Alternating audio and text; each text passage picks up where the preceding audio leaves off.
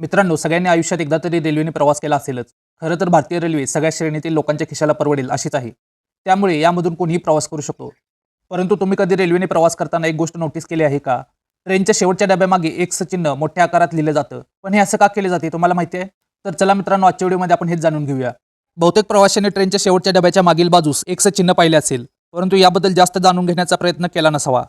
खरं तर ही खूण ट्रेनच्या शेवटच्या डब्यामागे पांढऱ्या किंवा पिवळ्या रंगाची असते. भारतीय रेल्वेच्या नियमानुसार प्रत्येक प्रवासी ट्रेनच्या शेवटच्या डब्याच्या मागील बाजूस हे चिन्ह अनिवार्य आहे. मित्रांनो, रेल्वेच्या डब्याच्या मागील बाजूस एक्स चिन्ह हे एक कोड आहे, जो सुरक्षेच्या उद्देशाने बनवला गेला आहे. त्याचे अनेक अर्थ असू शकतात. जर ट्रेनच्या शेवटच्या डब्याच्या मागे एक्स नसेल, तर याचा अर्थ ट्रेनमध्ये काही समस्या आहे किंवा ट्रेन अर्धवट राहिली आहे. डब्याच्या मागे एक्स दिसत नसल्यास रेल्वे कर्मचारी सतर्क होतात.